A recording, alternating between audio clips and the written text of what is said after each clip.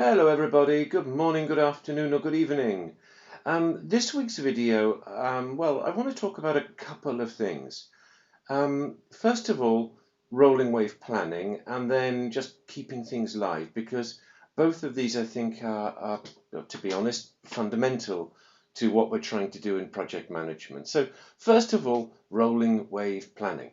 Now this is one of those frustrating things that is mentioned in the guide, and it's implied that it's a really good idea, and it gives you a definition, just incrementally adding more detail as you go through the project, but it doesn't tell you how to do it.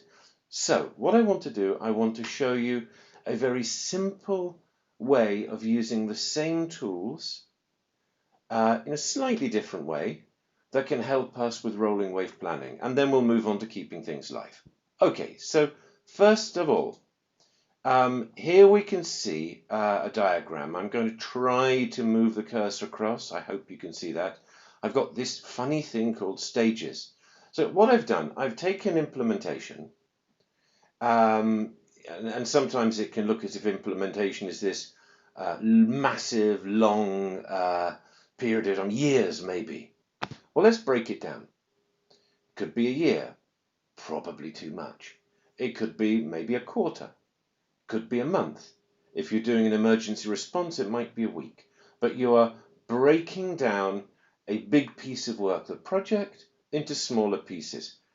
Why do we slice up a cake? To make it easier to eat. We could try to eat the whole cake at once, but actually it's messy, it falls on the ground, and we get indigestion. We take the period, the project, the period of time, multi-years possibly, we break it down into smaller pieces of time. I would suggest quarters or months. The reason for that is quite simple. If you try to plan for something that's 3 years in the future, it's really, really difficult. Just because you don't know, you don't have the information. If you're trying to plan for what's happening next month or in the next quarter, it's much easier because you've got the information. So that's the stages. Then we've got the decision gate. You know I like decision gates. Well, I've put a decision gate at the end of each period of time. It's just that opportunity to bring people together. Are we on time, on scope, on budget? Do we need to make any changes? Do we have a plan for the next period? Are there any big decisions we need to take? Okay, we open the gate, we go forward, we stay in control of the project. Okay, now we've got something that looks very much like a work breakdown structure, and it is, but there is a significant difference from the one that's in the guide. In the guide, you look at the outcomes, you look at the outputs, then you look at the activities and the tasks and so on. So there's a very clear link to the logical framework, and that's great. That's really helpful. That's good for planning, over the whole project. Fantastic.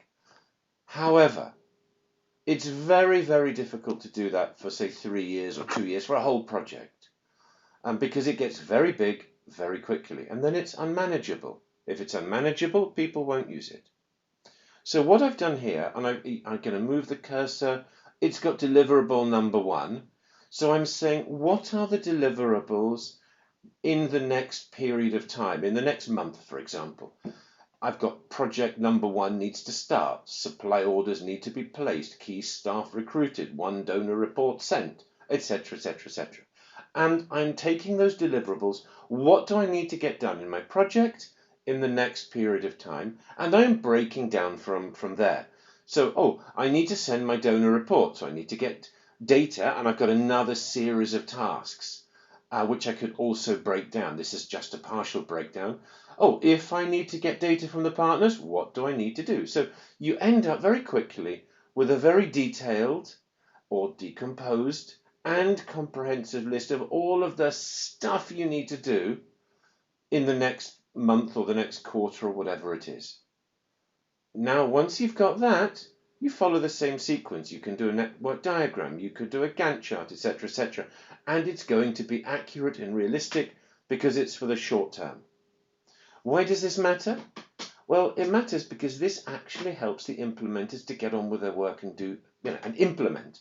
And if a plan doesn't help the implementers, it's not a good plan. That's the test, if you like. So a very simple way of actually doing rolling wave planning, and it's flexible. If you're doing an emergency response, you could do this for a week. Fantastic. And then as the response kicks into action, you could then maybe extend it every 2 weeks, every 3 weeks. It's flexible. So with this, you've got a simple way to help you plan for the short term. And it's called rolling wave because as you get to the end of one stage, you do the plan for the next stage and so on. Clearly, you need to reconcile with the overall plan. And you say, oh, that's so much work. Actually, it's not. Because you're planning for the short term, you've got the information. You're not planning for 3 years, which is a really difficult, huge task. You just get people together. Okay, what are we going to do in the next quarter or the next month? What are the tasks? Okay, let's break them down. So it's actually quite easy to have a good participatory process. Okay, keeping things live. Well, as you've guessed, I've already been talking about that. Rolling wave planning is a great example of how to keep plans live. If a plan is only done once, it's only useful once. But we can apply this thinking to pretty much everything. And it's always easy to take something that is already there rather than invent something new. So let's look at risk management or issue management. If you've already got a structure in place, it might be weekly team meetings, monthly meetings, whatever it is, doesn't matter. If you, for example, just put an item on the agenda for risk management or issue management, you've now got tools that can help you, a risk register and an issues log. And because it's on the agenda, you get to that point. So it's risk management. Are there any changes? Do we need to discuss anything? Has anything changed? No? Move on. It's taken you seconds. But if there is something, then you now have you have time, you have a mechanism, you have a tool to focus that discussion. And I honestly believe most of project management is getting the right people to have the right conversation in the right time, in the right way, and these tools can help. So I hope this video was helpful. Rolling wave planning and keeping things live. Thank you for listening, and bye for now.